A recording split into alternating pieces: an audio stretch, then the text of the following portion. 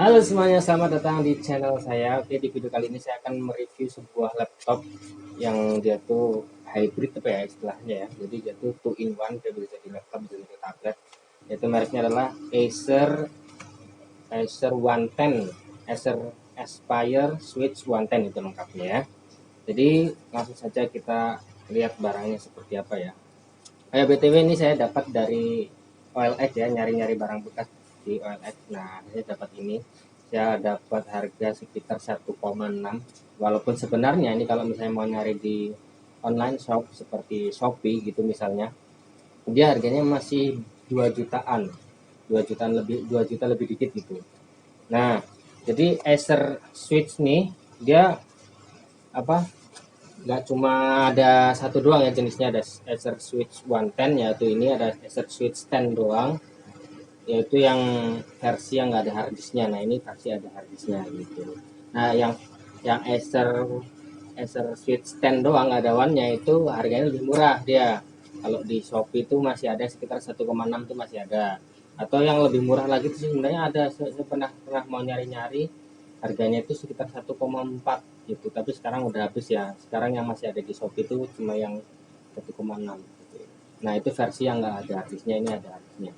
Jadi langsung saja kita ngomongin speknya ya.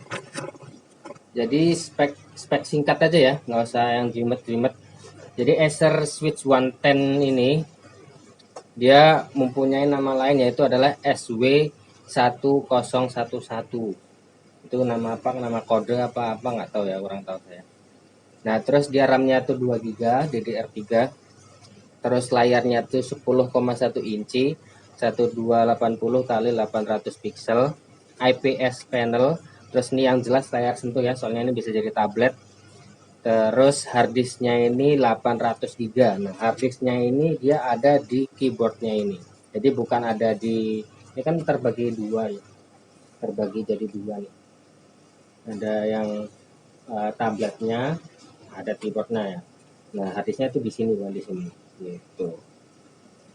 Nah, untuk memori yang ada di sini tuh juga ada. Dia memorinya tuh cuma 32 GB gitu ya.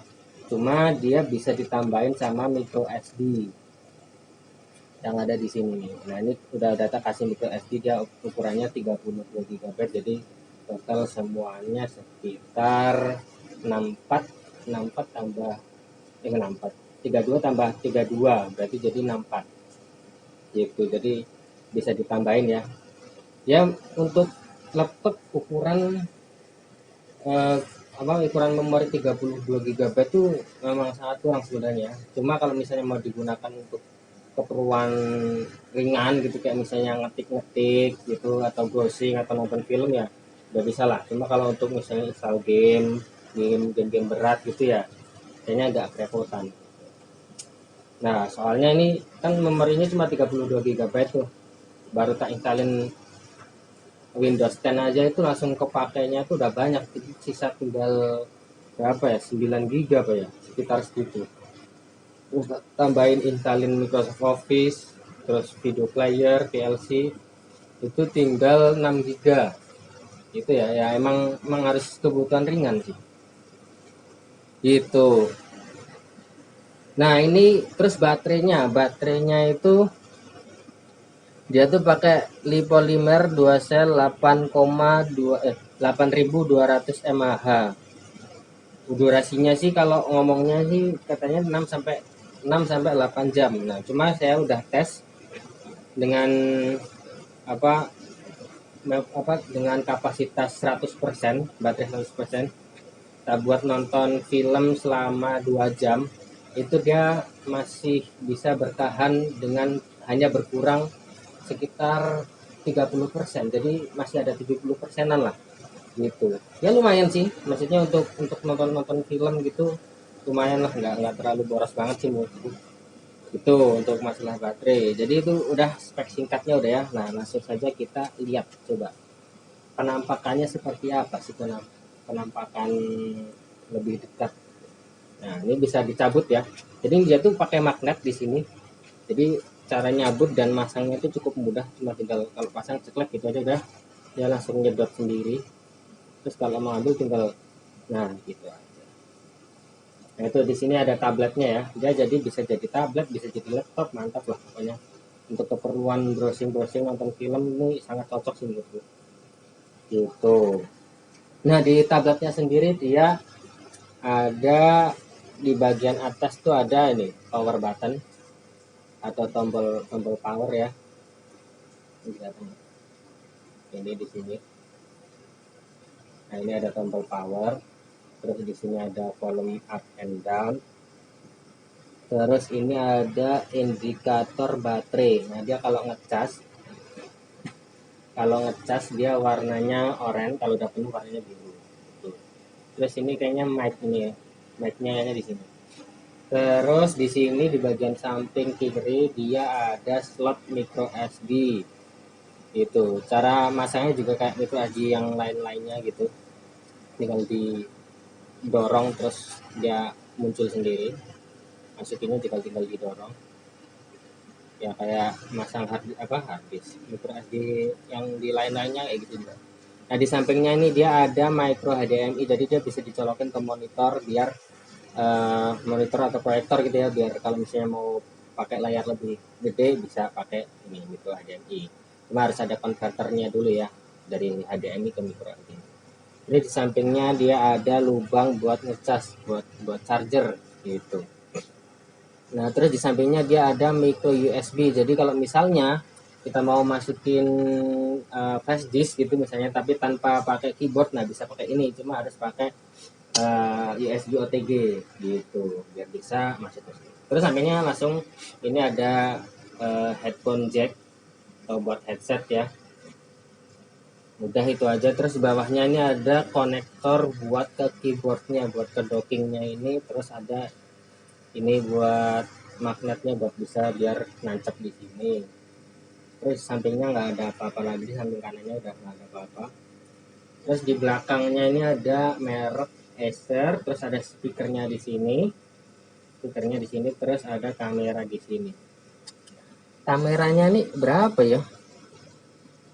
Bentar. Kameranya ini kurang kurang kurang tahu nih. Kurang tahu berapa megapikselnya. Cuma kayaknya kalau misalnya untuk tablet-tablet kayak gini sih kayaknya nggak butuh kamera bagus juga sih ya. Paling cuma kalau buat uh, video conference tuh ya pakainya yang depan ini, dan kayaknya nggak bagus-bagus juga sih emang kamera depannya ini juga. Itu udah, itu penampakannya. Terus sekarang yang di sini di bagian keyboard dia ada tombol keyboard yang jelas ya di depannya ini. Ini menurutku untuk pengetikan cukup enak sih, cukup empuk ya. Jadi kalau mau ngetik-ngetik ringan gitu ya bisa lah pakai ini. Terus ada trackpad di sini, ini cukup responsif juga nih trackpadnya, bisa pakai gesture, bisa zoom in zoom out, bisa scroll down scroll up seperti trackpad biasa. Nah di bawahnya ini ada ini buat karet, buat bantalan. Terus di sampingnya ini ada USB, jadi kalau misalnya mau nggak pakai OTG tapi mau masukin flash disk, nah lewat di sini, tapi harus dipasang dulu ini keyboardnya, harus disambungin dulu ke tabletnya. Itu udah, cuma itu aja. Di sini juga ada konektor buat masang ke tabletnya. Kalau gitu coba, oh ya bentar. Nah ini yang jelas salah satu jadi fitur yang lumayan bagus gitu ya dari tablet ini adalah dia bisa macam-macam bentuknya, tergantung kebutuhan. Yang pertama adalah ya ini, pertama ini adalah bentuk tablet dulu ya. Jadi kalau misalnya mau nonton film terus mau browsing tanpa keyboard gitu biar nggak berat-beratin, nah kita bisa pakai ini versi tablet gitu. Terus yang kedua dia jadi versi laptop biasa buat ya ngetik-ngetik ini. Terus selanjutnya kita ketika ini dibalik, ini bisa jadi kayak mode presentasi gitu. Saya mau mempresentasikan ini semuanya gitu. Nah, modenya kayak gini. Nah terus ketika ini dilipat kayak gini, nah dia jadi versi tablet, cuma dia ada harddisknya gitu. Jadi kalau misalnya kita mau pakai seolah kayak megang tablet tapi ada kapasitasnya 500 juga, nah ini dipasang aja di sini, dipasang di sini, terus tinggal nonton film atau browsing gitu. Terus ada mode tenda. mode tenda. Jadi ya kayak misalnya mau nonton film tapi mau diletakin gitu aja biar kelihatan ringkas gitu ya, nggak terlalu makan tempat banyak, jadi ada mode tenda gitu. Nah itu bentuk-bentuknya seperti itu. Nah sekarang coba kita langsung hidupin aja laptopnya ya, pasang dulu.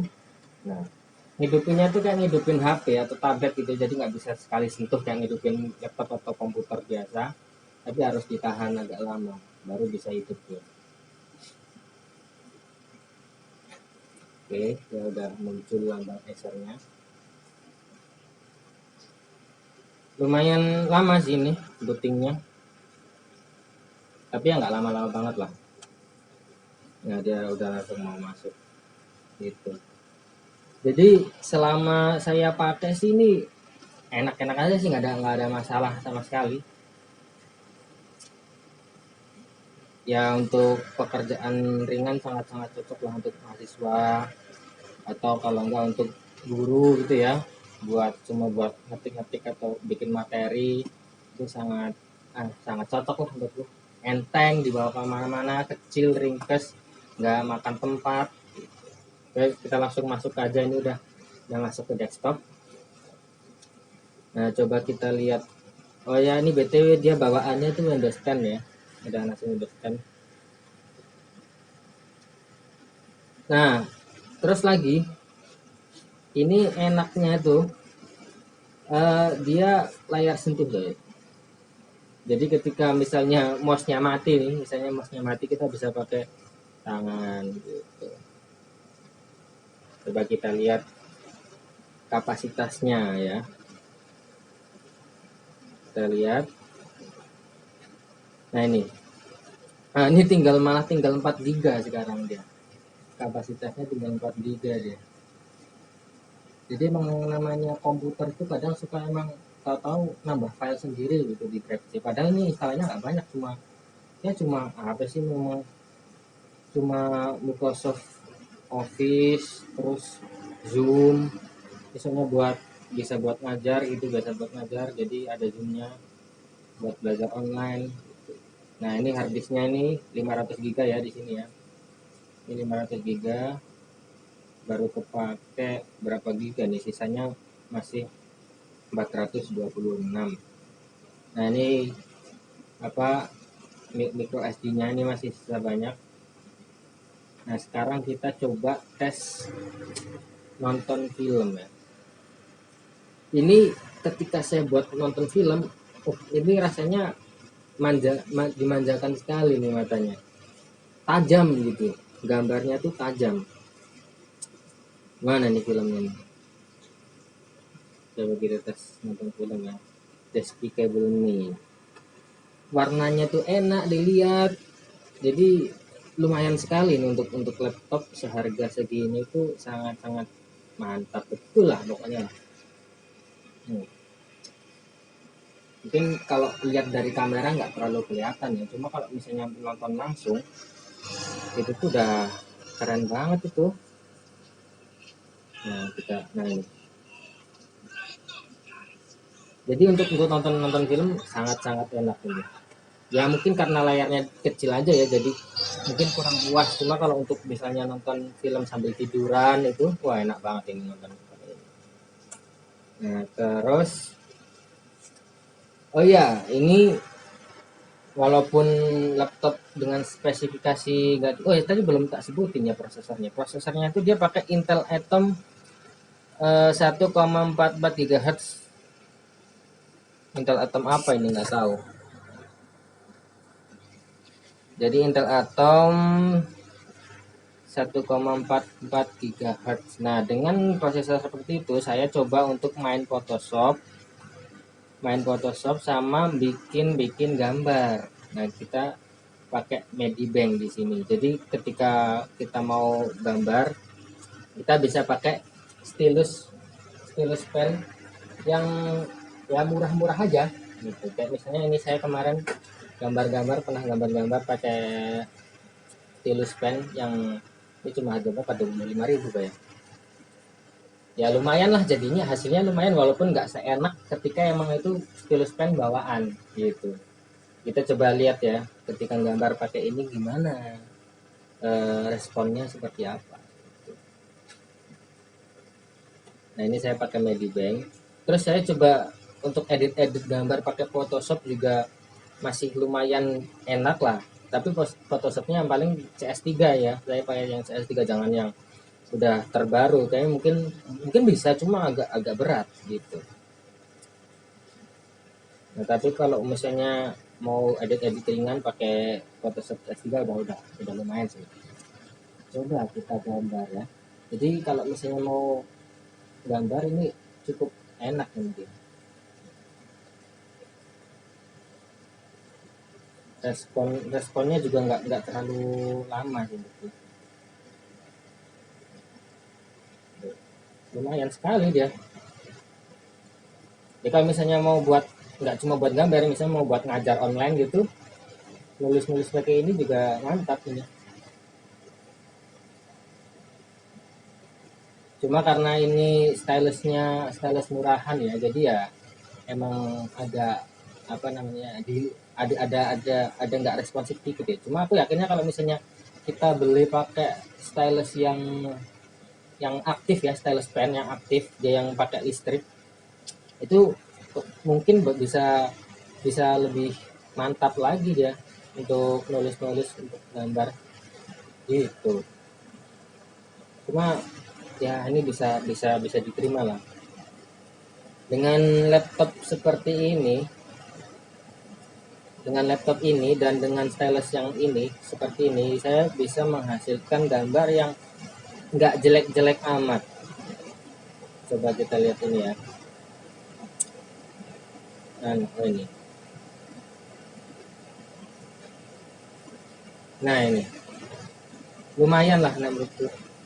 Jadi bisa bikin gambar yang seperti ini gitu. Oke, menurutku cukup untuk ini ya, Medibanknya. Nah ini saya pakai ini ya, Photoshop CS3. Ya rasakan sendirilah nanti kalau misalnya udah punya, nggak terlalu berat. Nah terus saya iseng-iseng, maksudnya saya berpikir, wah ini jangan-jangan ini walaupun laptopnya speknya gini bisa kuat juga nih buat ngegame. Nah akhirnya saya install lah 2 game yang ada di PS2, yaitu adalah Need for Speed Underground sama GTA San Andreas. Bagaimana hasilnya? Coba kita lihat ya. Kita buka game dulu yang Need for Speed dulu. Kita lihat hasilnya seperti apa ya. Nah, dia bisa kebuka ya. Oke, lumayan lancar. Ini dengan setting grafik. Kok ini sih? Ini. Oh, detailnya ini paling bawah ya ternyata. Coba kita dipolkan. Wah, ini udah ada paling maksimal nih ya. Apakah dia bisa lancar kecil. Ini resolusinya digedein dikit coba ya. Oke, 1024 Oke, coba buat kita main ya, apakah bisa lancar atau enggak deh.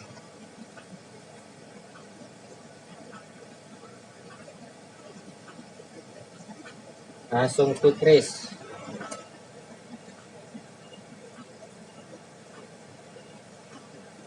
Oke. Coba kita lihat apakah dia tetap lancar dengan settingan maksimal dari Underground, Need for Speed Underground. Oke, udah memulai.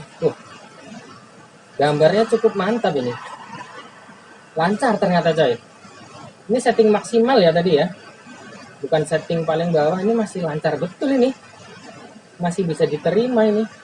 Nih, hampir nggak ada nge-lag-nya. Ini saya nggak pasang pendeteksi FPS, jadi kurang tahu nih berapa FPS ya. Cuma sih kayaknya sekitar ini 30 FPS-an ada lah inilah. Jadi nggak drop banget lah. 30-40 masih ada ini kayaknya. Mantap ini. Jadi ini saya main pakai keyboard ya, main pakai keyboard.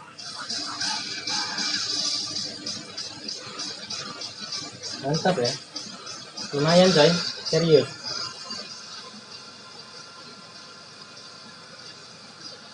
Mantap, ini untuk game-game ringan berarti masih kuat ya.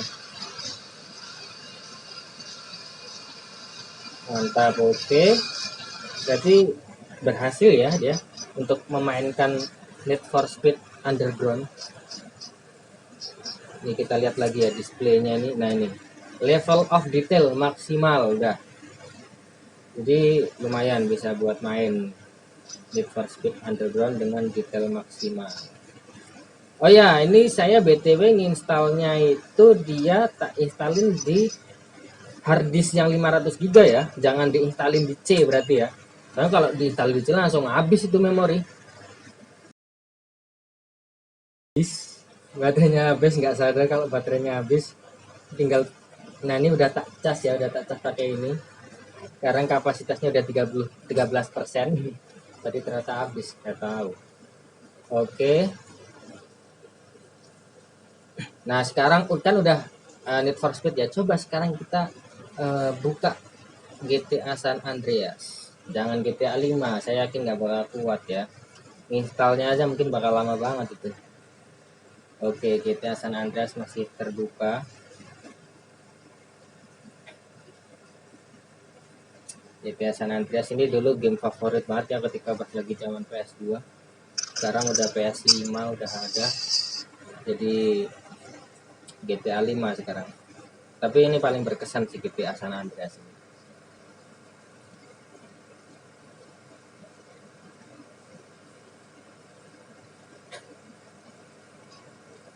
Oke, kita langsung new game aja ya. Waduh, semadapnya baru itu.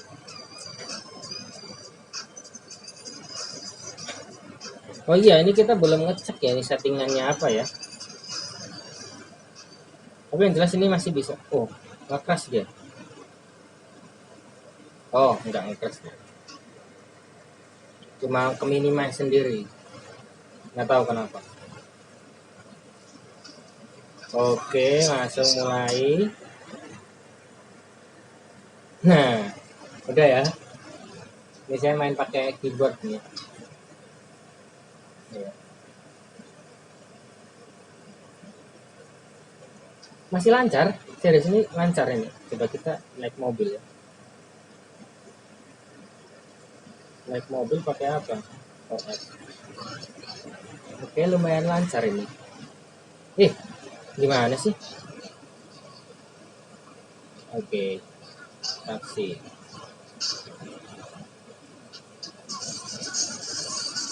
Aduh, pakai dikeluarin lagi. Mau lu apa sih?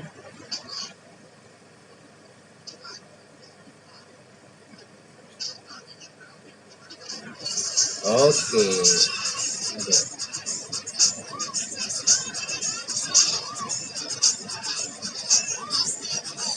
Lumayan lancar untuk memainkan game GTA San Andreas. Sebenarnya bisa dibilang lancar gini menurutku. Hampir kayak tadi lah, apa NFS Underground. Mungkin sekitar 30 sampai 40 FPS nya ada ini.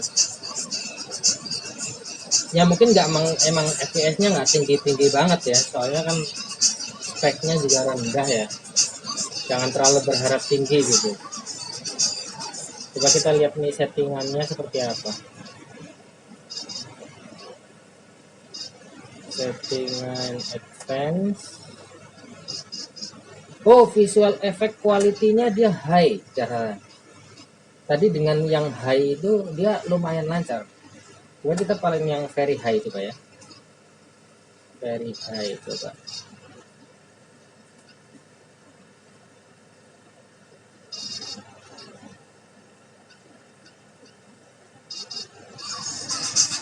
Oh, masih bertahan dia dengan kecepatan yang seperti tadi, masih bertahan dia ternyata. Waduh, mantap juga nih laptop ya. Ya cuma saya baru maksimal baru baru berani nyoba ini sih, GTA San Andreas. Soalnya mau nyoba yang lebih berat lagi nggak berani, eman-eman. Sayang laptopnya, ntar takutnya dia kecapean kan malah rusak. Soalnya kan emang ini buat tugas-tugas ringan aja nih cocoknya. Jadi kalau mau buat yang game-game berat berbahaya.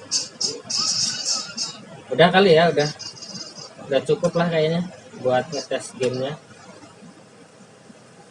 Jadi seperti itu aja sih menurutku review singkat untuk Acer 110 ini dengan kapasitas memori RAM 2 GB, terus hard disk 500 GB, prosesornya Intel Atom 1,44 GHz dan layar 10 inci IPS. Ini udah mantap betul sih menurutku, untuk kerja ringan itu udah mantap. Cuma ya itu tadi, saran saya adalah ketika mau install jangan install di drive C, kecuali emang itu hal-hal yang bener-bener penting banget, kayak misalnya kalau buat guru kan, misalnya ini mau dipakai buat guru gitu, install Microsoft Office di C nggak apa-apa. Ini soalnya juga saya install Office juga di C. Terus kalau untuk install yang lain kayak misalnya ini kan saya udah install Photoshop, VLC, terus ada Medibank, ada Need for Speed, ada GTA tuh semuanya di drive D gitu. Jadi kalau untuk hal-hal yang kurang urgent mending di drive D aja. Oke, kalau gitu sepertinya sekian untuk review di laptop Acer Aspire 110 Switch ini. Jadi mudah-mudahan bisa bermanfaat. Kalau misalnya mau beli, menurut saya ini recommended. Jadi jos lah, mantap. Oke, kalau gitu sekian untuk video kali ini, sampai jumpa.